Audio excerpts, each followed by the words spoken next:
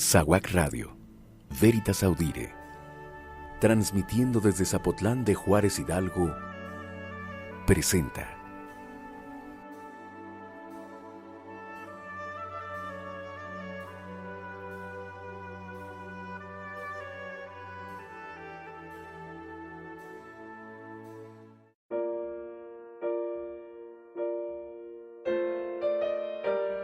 Ellos vivieron el Evangelio.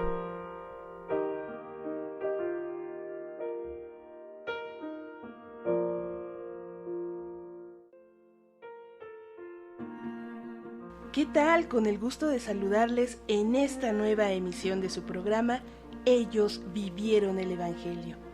En esta ocasión, sin lugar a dudas, se trata de un programa muy especial.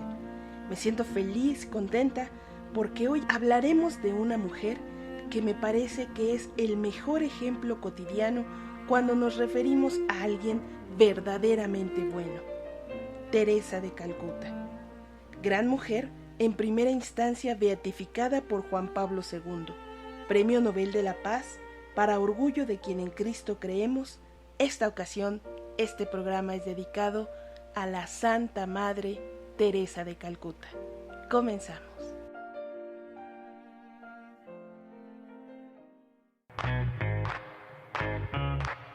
Mercería Plaza del Charro en San Pedro Huaquilpan, ofreciendo una gran variedad en listones, encaje, resorte, crochet, botones y muchas cosas más. Lo mejor en productos para tu creatividad. Te atendemos de lunes a sábado de 9 a 3 y de 5 a 8:30. Si de creaciones se trata, solo en Mercería Plaza del Charro, San Pedro Huaquilpan. Promoción del 2x1 en botones y encaje a nuestros ciberescuchas.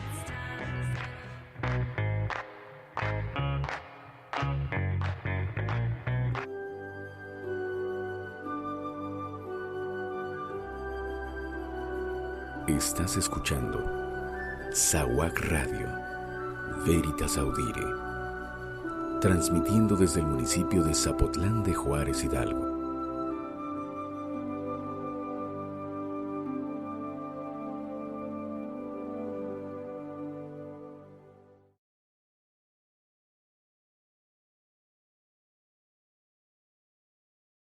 Teresa de Calcuta es la inmensa y maravillosa obra que Dios realizó en Agnes Gonzabor Agiu, a través de la entrega silenciosa que ella hizo de su voluntad, su vida y todo su ser en manos del Padre.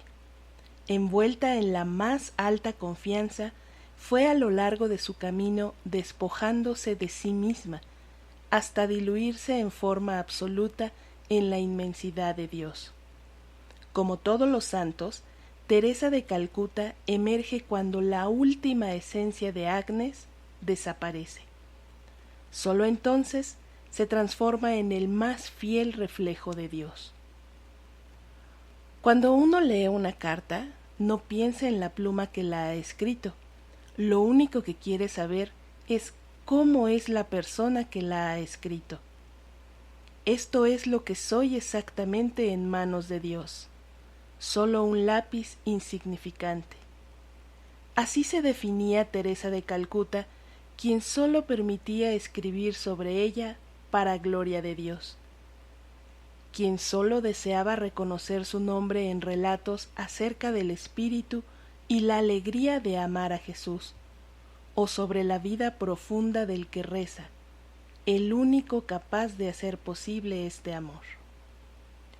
Por tanto, es Agnes Gonza la semilla que dará lugar a la santa. Nace el 26 de agosto de 1910 en Skopje, entonces capital de Kosovo, provincia del Imperio Otomano, siendo bautizada al día siguiente en la iglesia del Sagrado Corazón de la ciudad. Sin embargo, ella dirá más adelante: de sangre y origen soy todo albanesa, y es que como algunas otras familias de Skopje, la de Agnes es originaria de esta región. Sus padres, Nicola y Dranafil Boxagiu, ambos albaneses. Nicola y Drana tuvieron 5 hijos.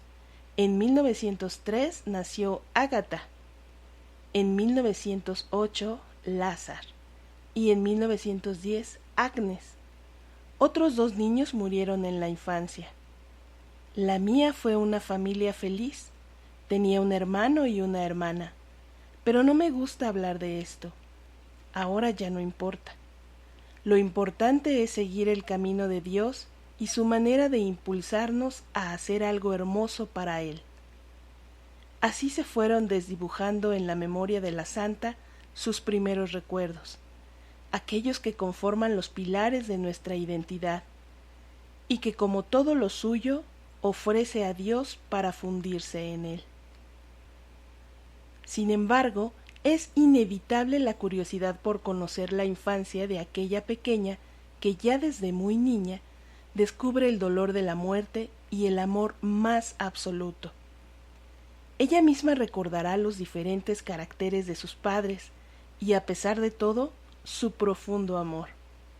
Mi padre tenía un temperamento explosivo. A veces decía algunas palabras fuertes a mi madre. Podían disentir, pero regresaban juntos como si nada hubiera sucedido día tras día. Siempre tuvieron ese amor tierno como si se encontraran por primera vez. Su padre, Nicola, fue muy disciplinado y exigente con sus hijos. Era un exitoso comerciante con gran talento para los idiomas y la música. Hablaba albanés, serbo-croata, turco, italiano y francés. La música en sus diferentes facetas, interpretación, canto e incluso composición, siempre ocupó un destacado lugar en su casa. Propietario inmobiliario, creó una empresa junto a un rico socio italiano y ocupó un cargo en el ayuntamiento de Skopje, de cuya vida cívica se convertiría en una notable personalidad. Pero su gran pasión fue la política, y ésta llegaría a costarle la vida. Entregado a la causa nacional de Albania, cuya independencia celebraría con euforia y entusiasmo en 1912, ofreció apoyo económico y hospitalidad a los principales líderes políticos del momento, cuyas reuniones compartía, y es tras una de estas reuniones celebrada en Belgrado con el fin de conseguir la anexión de Kosovo al territorio albanés, cuando la muerte le sorprende. Tras declarársele un súbito e irreversible cuadro hemorrágico debido al envenenamiento perpetrado por un opositor político, Nicola muere en 1919 a la edad de 45 años. Agnes tiene entonces 8 años, tierna edad para conocer en toda su intensidad el desgarrador zarpazo de la separación definitiva.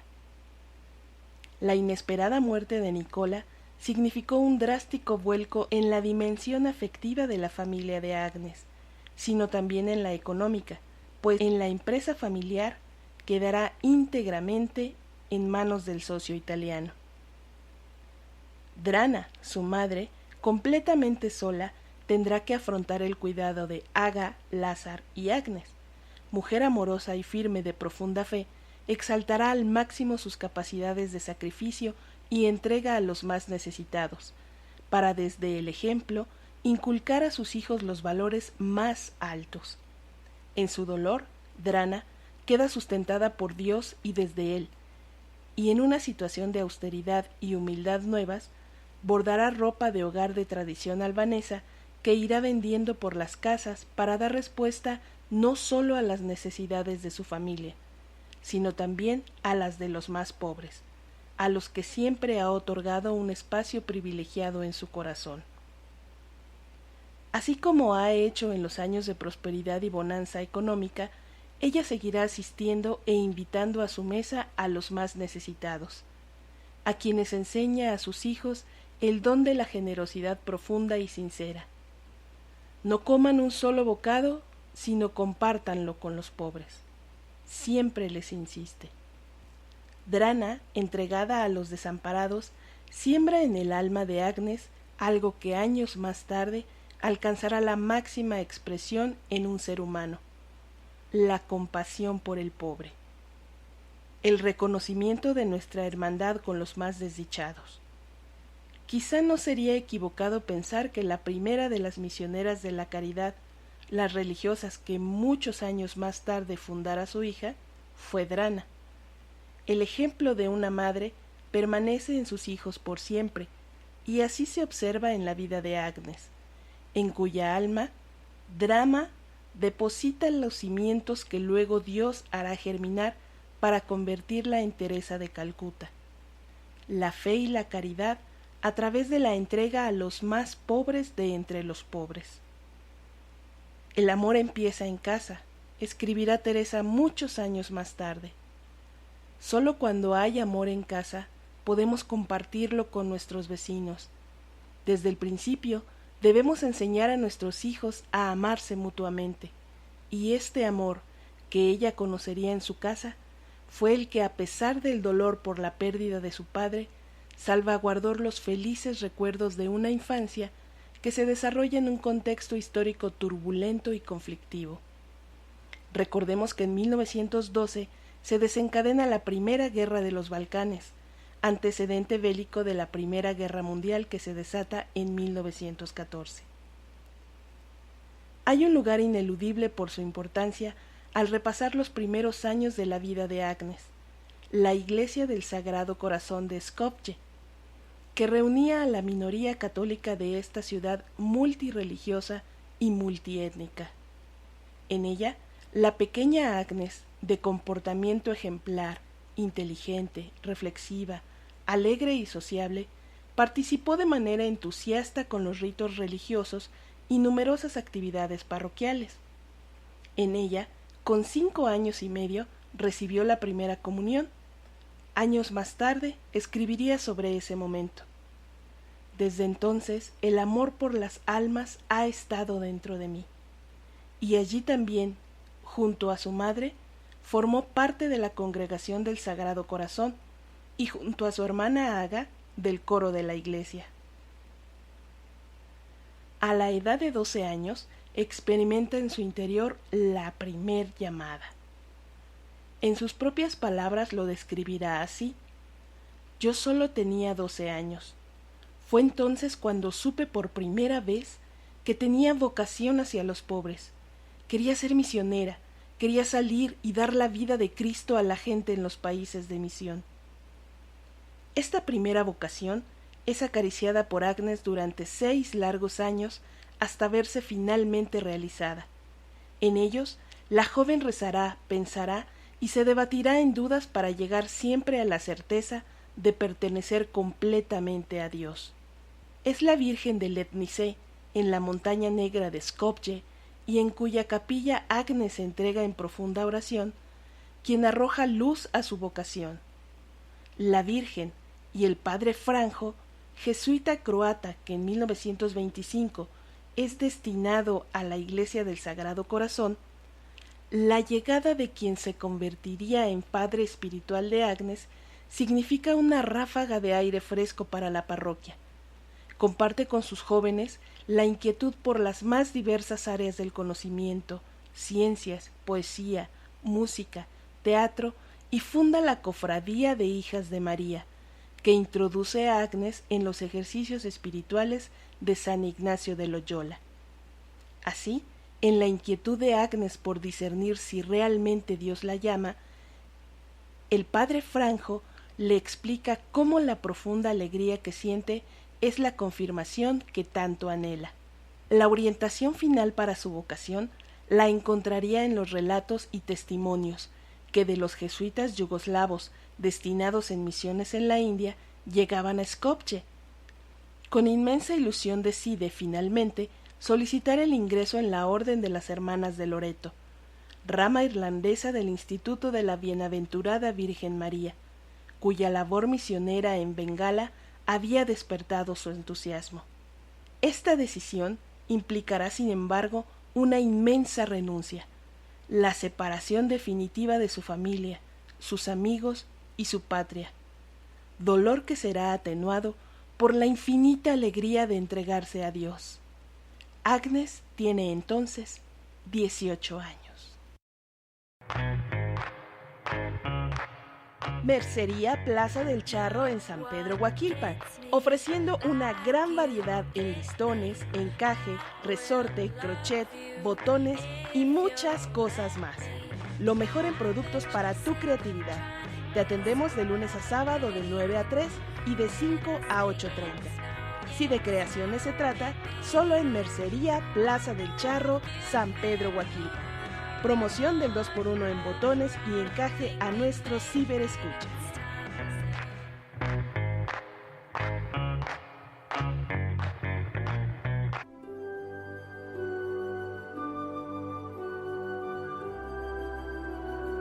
Estás escuchando Saguac Radio, Veritas Audire, transmitiendo desde el municipio de Zapotlán de Juárez, Hidalgo.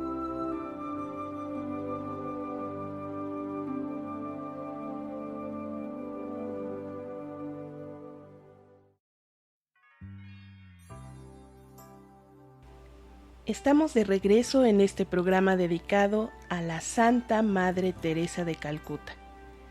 En 1928 ingresó en la congregación de Nuestra Señora de Loreto en Dublín, Irlanda. Al año siguiente viajó a Calcuta, en la India, para comenzar su labor misionera. Allí, en 1931, hizo la profesión de los votos temporales y recibió el nombre de Sor Teresa. Los primeros años fue profesora en un colegio de la congregación de Santa María High School en Entally, del que más tarde llegaría a ser nombrada directora de estudios. En 1937 hizo la profesión de los votos perpetuos. Le gustaba la enseñanza y gozaba de gran popularidad entre las alumnas. Parecía que todo le iba bien y que tenía todo lo que quería, pero había algo que la desazonaba y hacía sentirse triste. Cada vez que miraba por la ventana, al otro lado de los muros protectores del convento, quedaba profundamente impresionada al contemplar las peores chabolas del mundo. Entonces, como ella misma contaba, fue el 10 de septiembre de 1946, cuando viajaba en un tren hacia Darjeeling, una ciudad a los pies del Himalaya, cuando oí la llamada de Dios. Tengo sed, tengo sed, tengo sed, tengo sed, tengo sed, tengo sed, tengo sed.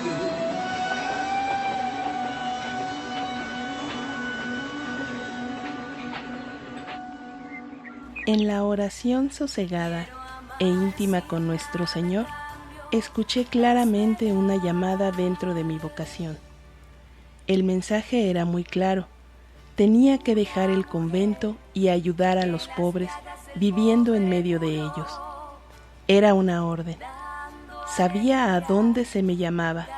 Ignoraba cómo llegar hasta allí. Hoy, las misioneras de la caridad conmemoran el día 10 de septiembre como Día de la Inspiración.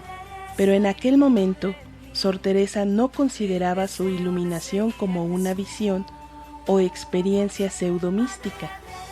Simplemente sabía que Dios quería que ella hiciera algo diferente. Su llamada dentro de mi vocación tuvo lugar en un lento tren que viajaba de Calcuta a Darjeeling, el 10 de septiembre de 1946. Su ser interior lo percibió y fue entonces cuando nació una gran pasión. Sor Teresa sintió que su vocación como monja entraba en una nueva fase. Comprendió que tenía que consagrar su vida totalmente a los más pobres entre los pobres. Por consiguiente, solicitó permiso para salir del recinto convento sin dejar de ser monja. La autorización de sus superiores y de Roma tardó 2 años en llegar. Finalmente, el 16 de agosto de 1948, cambió el hábito religioso de las hermanas de Nuestra Señora de Loreto por un sarí blanco y azul, partiendo para cumplir su nueva misión. La segunda llamada fue tan clara como la primera, pero también fue diferente. A diferencia de la entrada en la congregación de Loreto, La segunda llamada no tenía un camino establecido que seguir, ni estructuras, ni reglas, ni casa madre, no tenía nada. Aparte de la llamada, la nueva pasión y la determinación, todo lo demás era desconocido. Sabía dónde tenía que ir, dijo, pero ignoraba cómo llegar hasta allí. Después, contó que dejar a las hermanas de Loreto había sido más duro que dejar a su familia y a su país. En aquel momento en que Sor Teresa se encontraba sola, dirigió sus primeros pasos a Patna, al norte de Calcuta. Las hermanas misioneras médicas, que proporcionan servicios médicos a los pobres, le ayudaron a adquirir una formación básica en primeros auxilios médicos y cuidados de enfermería. En los 3 meses que pasó con ellas, aprendió también los importantes principios de nutrición e higiene, y cómo poner inyecciones, recetar medicinas y dirigir un dispensario médico. En diciembre de 1948 regresó a Calcuta, donde recibió la hospitalidad de las Hermanitas de los Pobres. Desde allí empezó su obra en el suburbio de Motihil, situado a unos kilómetros de distancia. Basándose en su experiencia previa, empezó reuniendo a unos niños bajo un árbol para enseñarles el alfabeto y algunas nociones de higiene personal. Esto la llevó a entablar contacto con las familias de sus alumnos. Las visitó en sus casas y les ofreció su ayuda en la limpieza y en todo lo que necesitaran.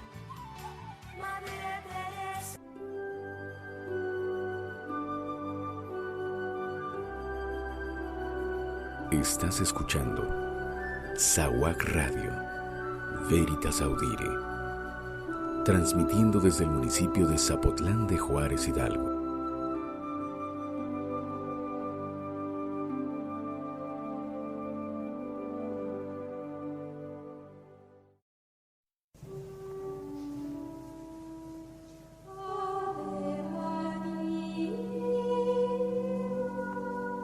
Regresamos para seguir hablando de los datos tan interesantes de la vida de Teresa de Calcuta. La profundidad de la pobreza de aquellos indigentes de la ciudad en la que ella vivía era tan extrema que se consideraban afortunados si eran capaces de obtener 1 rupia al día, aproximadamente unos 15 céntimos de euro. Cada día su hambre aumentaba al mismo ritmo que su desesperación. Sor Teresa no tenía dinero para darles, pero se daba a sí misma.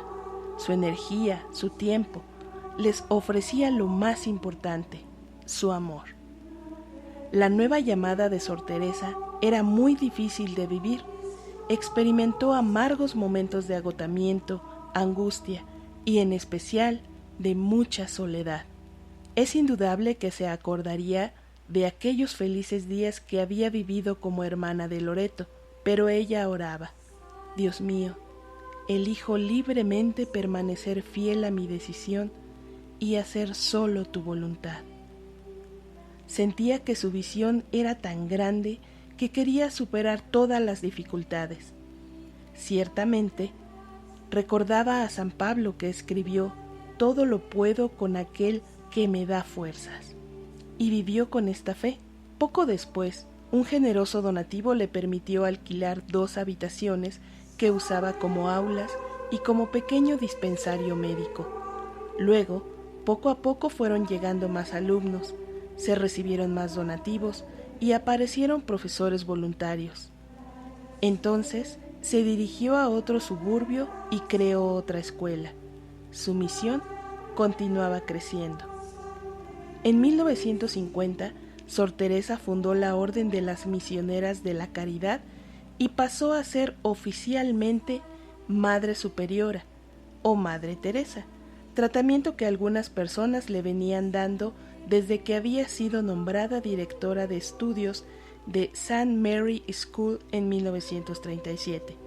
El decreto de la aprobación de la nueva congregación confirmó de manera profética los deseos de las misioneras de la caridad expresados en estas líneas: para cumplir nuestra misión de compasión y amor a los pobres, más pobres, buscaremos en las ciudades y pueblos de todo el mundo, incluso entre los sórdidos suburbios, a los más pobres, los abandonados, los enfermos, los leprosos, los moribundos, los desesperados, los perdidos, los marginados.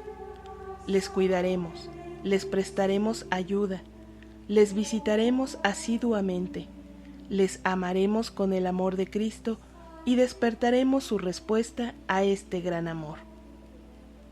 De 1950 a 1959, la Madre Teresa trabajó en el establecimiento de la sede central de su orden en Calcuta, donde fundó Nirmal Hriday, el primer hogar para los moribundos.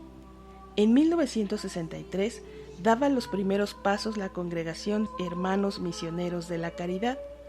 En 1965, el Papa Pablo VI concedió la aprobación oficial a las Misioneras de la Caridad, que empezaron a extenderse más allá de la India.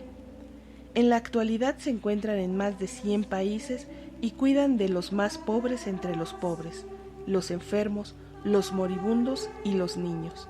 La Madre Teresa sobrevivió al primer ataque al corazón en 1983 y a un segundo en 1989. A pesar de su deseo de dimitir, fue reelegida superiora general de su orden en el año 1990. El 5 de septiembre de 1997, la Madre Teresa murió a la edad de 87 años. Después, tuvo lugar un funeral de Estado en la India, el primero de esta clase, después del asesinato de Gandhi en 1948, para una persona que no había desempeñado un cargo público. El funeral, una ceremonia de 3 horas en las que participaron representantes del gobierno indio y de gobiernos extranjeros. Fue en parte un rito católico romano y en parte una liturgia conmemorativa celebrada por personas de otras religiones.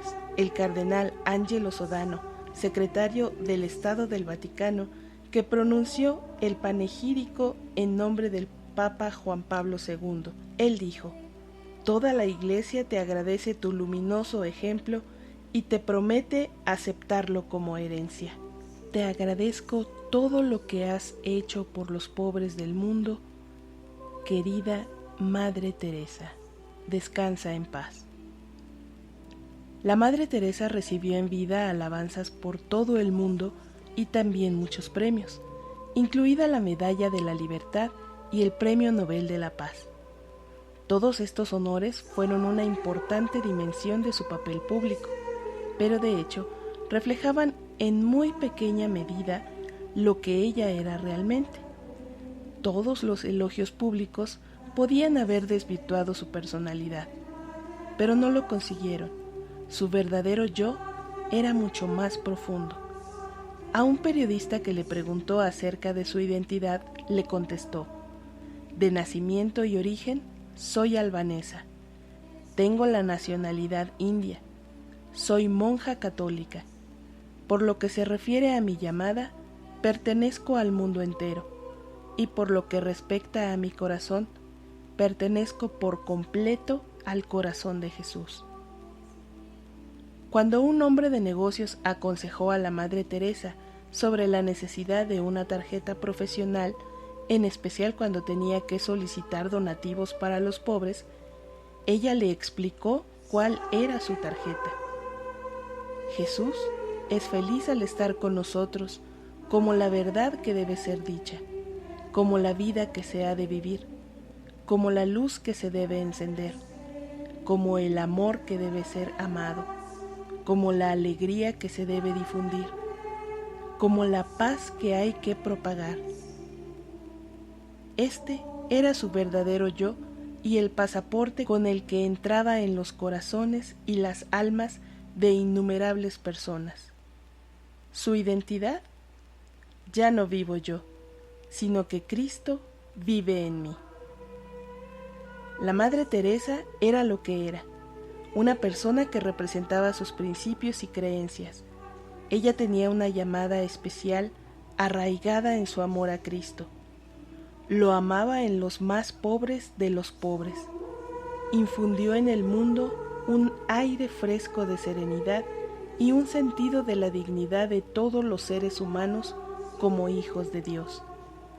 La Madre Teresa desafiaba a las personas a pensar de manera diferente y a cambiar su concepción y su modo de vida.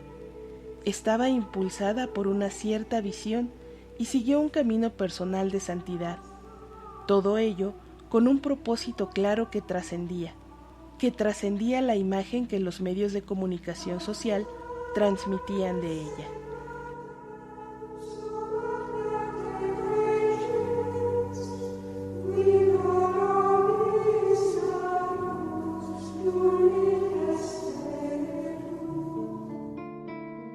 Señor, cuando tenga hambre, dame a alguien que necesite comida. Señor, cuando tenga sed, dame a alguien que precise agua. Señor, cuando sienta frío, dame a alguien que necesite calor.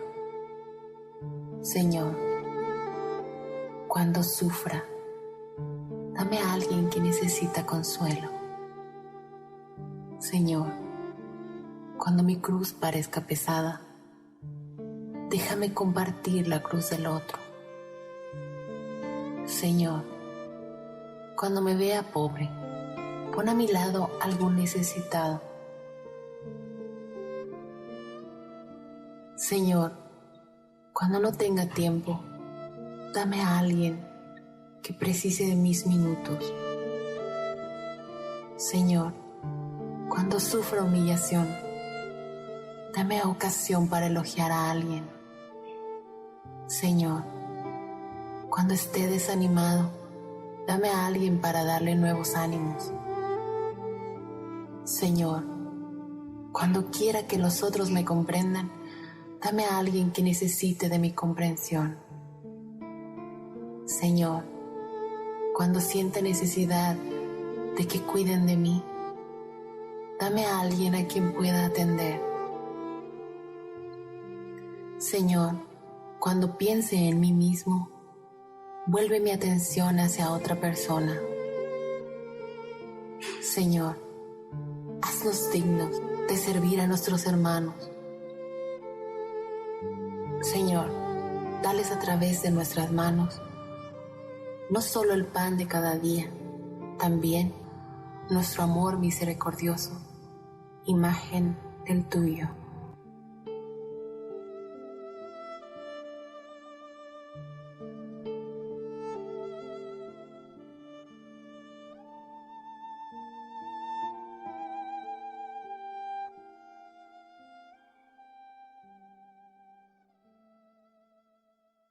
Según Sor Brunet, una hermana que estaba con ella en el momento de su muerte, las últimas palabras de la Madre Teresa antes de morir fueron: Jesús, te amo.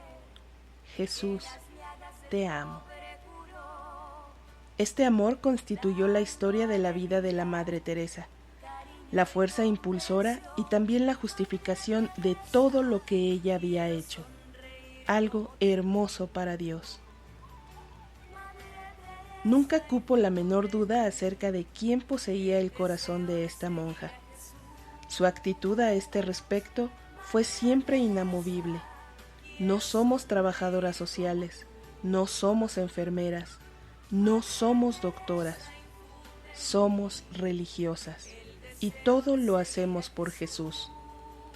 Todo lo que hago lo hago por Jesús. Es a Jesús a quien sirvo en los pobres. Es a Jesús a quien sirvo las 24 horas del día. ¿Dónde estaba el Jesús de la Madre Teresa? Estaba en la Biblia, en la oración, en la Eucaristía, en sus hermanas, en el corazón de todas las personas con las que se encontraba, y especialmente en los más pobres entre los pobres, y en los más humildes entre los humildes. Jesús estaba oculto en cada uno de ellos. Jesús era el fundamento de su congregación. Jesús, estaba detrás de todo lo que ella hacía. Malcolm Muggeridge, en su libro de 1971, Something Beautiful for God, escribió que ella podía escuchar en el grito de todos los niños abandonados y hasta en el diminuto quejido del feto abortado, el grito del niño de Belén. Podía reconocer en los muñones de todos los leprosos las manos que en otro tiempo tocaron los ojos de los ciegos y les devolvieron la vista, las manos que calmaban a quienes sufrían trastornos y devolvían la salud a los cuerpos enfermos y los miembros deformes. Ella dijo: nosotras hacemos lo que otros no hacen. La visión profética de la Madre Teresa no se encontraba en libros y revistas, sino en los ojos de los enfermos, los moribundos y los niños hambrientos. Supo leer los signos de los tiempos en las chábolas de Calcuta, en las violentas calles del mundo y en la soledad de los corazones humanos por doquier. Cada vez que veía una necesidad, hacía algo para remediarla. Las personas que tienen semejante visión son luminosas, transparentes y cautivadoras. Irradian compasión y alegría. Uno se siente empujado a estar en su compañía, no necesariamente por lo que dicen, sino por lo que son. Son verdaderos líderes. Su autenticidad es irresistible.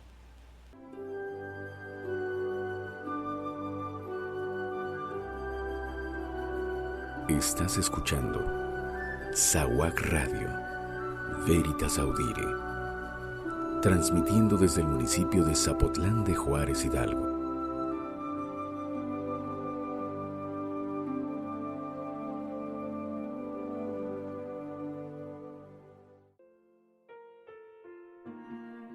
Muchas cosas que decir, muchas cosas que seguir hablando acerca de la Santa Madre Teresa de Calcuta, pero el tiempo desafortunadamente es cruel y tenemos que llegar al final de este programa.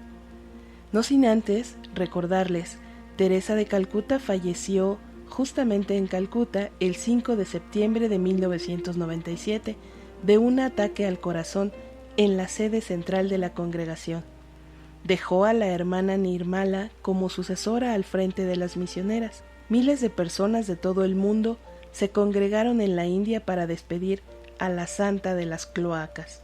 Juan Pablo II la proclamó beata el 19 de octubre de 2003 y a finales de 2015 el Papa Francisco aprobó su canonización para este 4 de septiembre de 2016, fecha elegida para elevarla a los altares.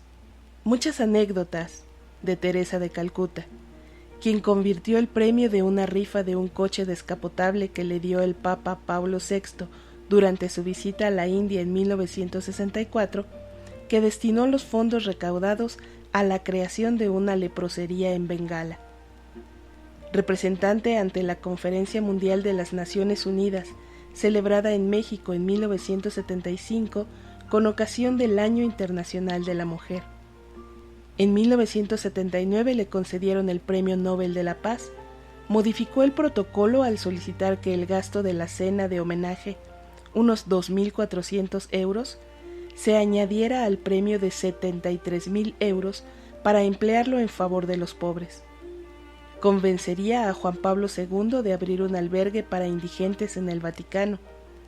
Juan Pablo II la designó en 1982 para mediar en el conflicto del Líbano, pero su intervención se vio dificultada por la complejidad de los intereses políticos y geoestratégicos del área.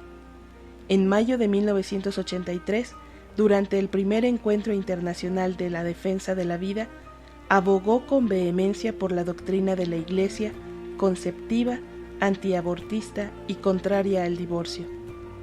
En 1986, se reunió con Fidel Castro en Cuba y consiguió el permiso para asistir a los pobres en la iglesia.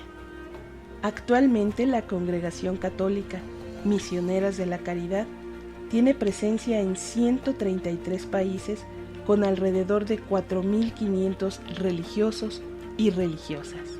Es así como hemos llegado al final de esta emisión dedicada a Santa Teresa de Calcuta, dejándonos mucho que aprenderle, mucho que imitarle.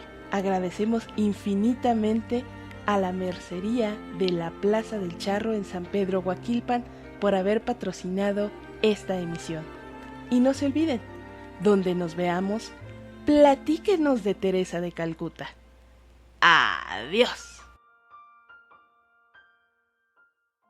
En honor a la Santísima Trinidad, para exaltación de la fe católica y crecimiento de la vida cristiana, con la autoridad de nuestro Señor Jesucristo, de los santos apóstoles Pedro y Pablo y la nuestra, después de haber reflexionado largamente, invocando muchas veces la ayuda divina y oído el parecer de numerosos hermanos en el episcopado, declaramos y definimos a la Beata Teresa de Calcuta santa y la inscribimos en el catálogo de los santos y establecemos que en toda la Iglesia sea devotamente honrada entre los santos, en el nombre del Padre, y del Hijo, y del Espíritu Santo. Amén.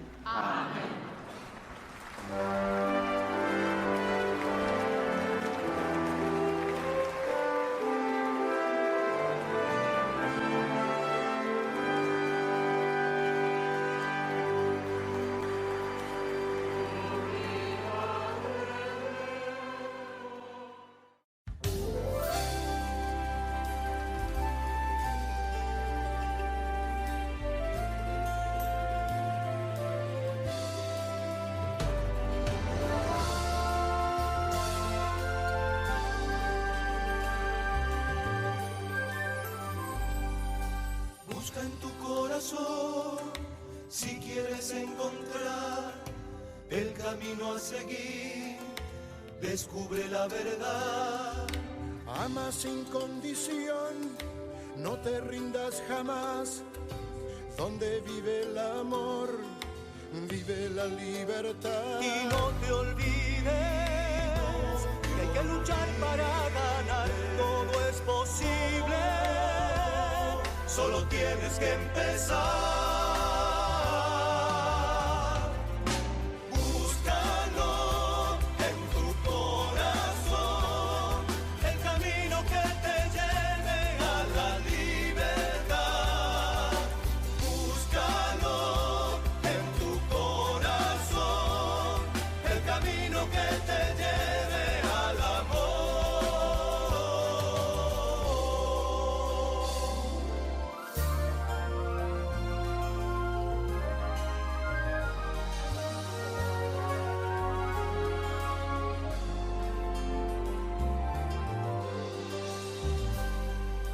Abre tu corazón, tan grande como el mar.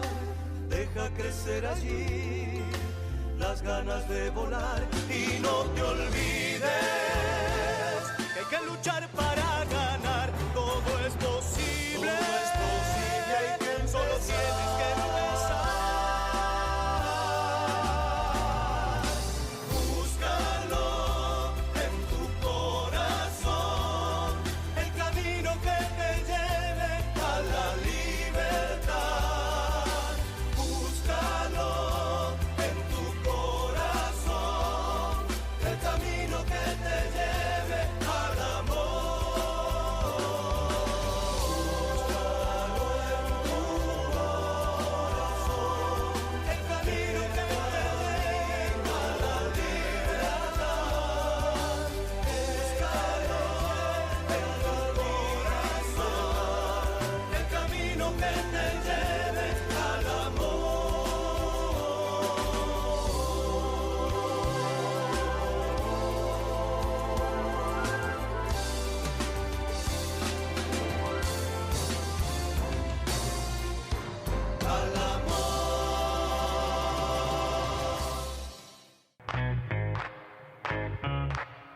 Mercería Plaza del Charro en San Pedro Huaquilpan, ofreciendo una gran variedad en listones, encaje, resorte, crochet, botones y muchas cosas más. Lo mejor en productos para tu creatividad. Te atendemos de lunes a sábado de 9 a 3 y de 5 a 8:30. Si de creaciones se trata, solo en Mercería Plaza del Charro, San Pedro Huaquilpan. Promoción del 2x1 en botones y encaje a nuestros ciberescuchas.